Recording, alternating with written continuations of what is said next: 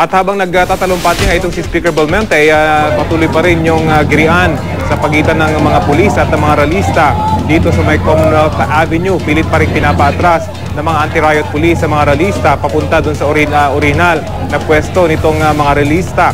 Ang buong Commonwealth po ay hindi na madaanan sa mga sandaling ito dahil nga sa paglipat ng mga realista mula sa kabilang linya ng Commonwealth papunta nga dito sa sanay bukas na linya ng naturang kalsada para nga madaanan ng mga galing ng Fairview papuntang Quezon City at yung mga pabalik.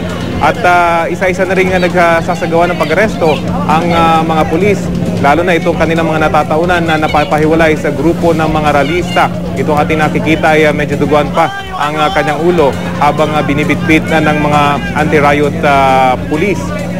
Patuloy pa nga rin itong nangyayaring kaguluhan habang ito may mga napusasan pa na hinuhuli ngayon ng mga pulis. Habang nakikita naman natin sa likuran nitong mga realista, meron din may mga duguan din ng mga membro ng PNP sa nangyaring kaguluhan dito.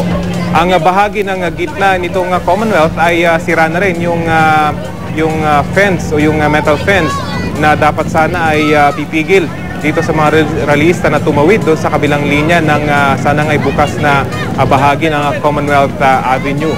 Ito nakikita natin isa-isang binibitbit na ng mga membro ng anti-riot police ang mga realista ang kanilang natataunang madampot at napapahiwalay nga sa bulto nitong mga realista.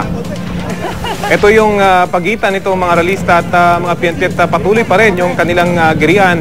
Bagamat may mga realista tayo nakikita nagtataas ng kanilang mga kamay, indikasyon na sana'y tumigil na muna pansamantala yung pagpapatras sa kanila ng mga pulis.